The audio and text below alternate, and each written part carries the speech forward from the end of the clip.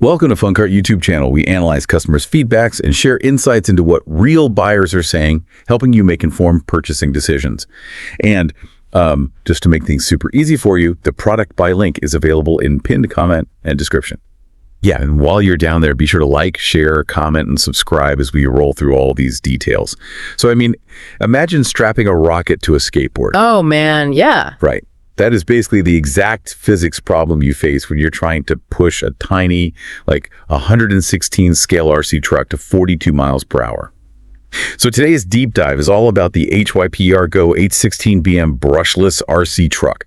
We've pulled together the spec sheets, the engineering teardowns, and, a massive pile of customer feedback to figure out how this machine doesn't just, instantly disintegrate. Yeah, because historically in the RC world, you face this really frustrating paradox. Like, the cars are either too slow to be fun, or they're so fast, they're impossible to control. Exactly. They just break on the very first jump. So our mission today is to see if this specific truck actually solves that whole engineering problem. Okay, looking at the specs, I see a lot of alphabet soup right out of the gate. It says it has a 2845 4200 kV brushless motor with a metal heatsink. What does 4200 kV even mean? Is that a lot? Yeah, so kV essentially tells you how many revolutions per minute the motor will spin for every single volt of electricity you feed it. Oh, okay. So 4200 is, it's incredibly high for a truck this size.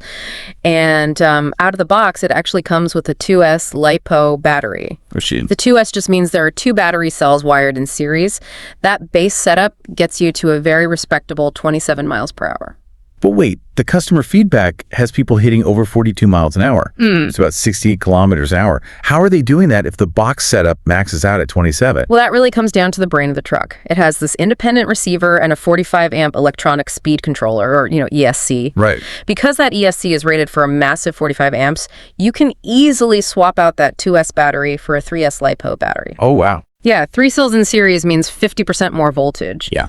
It's exactly like upgrading to a wider fuel line.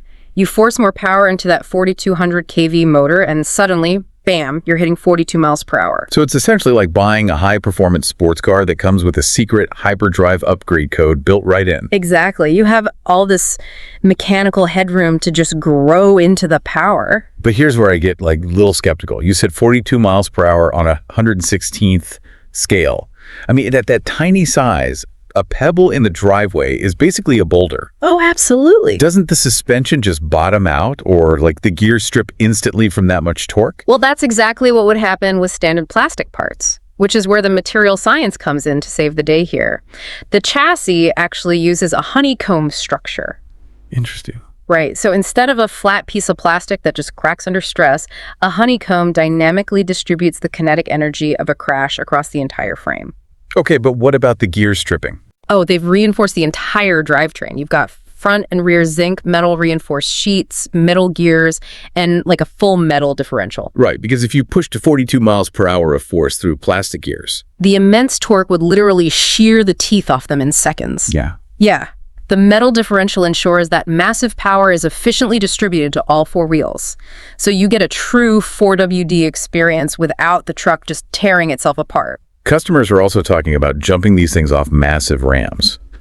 How does it survive the landing? Between the oil-filled shock absorbers and the upgraded flame-retardant battery casing, are we basically looking at a miniature armored tank designed for backflips? Honestly, yeah. That's mainly due to the oil-filled shock absorbers you mentioned. Think of the difference between dropping a bowling ball onto concrete versus dropping it into a pool of water. Oh, I see. The oil inside the shocks converts all that kinetic energy of a massive jump into heat, safely dampening the impact. So instead of bouncing wildly and flipping over, the truck just sticks the landing. And that flame-retardant casing helps with the bigger batteries. Exactly. It safely handles the extra heat of those high-discharge 3S batteries. Okay, so the engineering makes perfect sense. But if I hand this rocket ship to a total beginner, aren't they just going to smash it into a brick wall immediately? Oh, they absolutely would, yeah, without a doubt. Right. But that's why the 2.4 gigahertz remote features a 70% throttle limit switch. Oh, that is smart. It's a built-in mechanical failsafe that physically restricts how much power the ESC sends to the motor. So it lets beginners safely learn the steering dynamics and braking before they, flip the switch and unleash the full adult-level speed. That completely changes how I look at this. With all these interchangeable, upgradable components, From understanding how a metal diff handles torque to how oil dampens kinetic energy, this isn't just an off-road toy. I mean, it really gives you a lot to think about.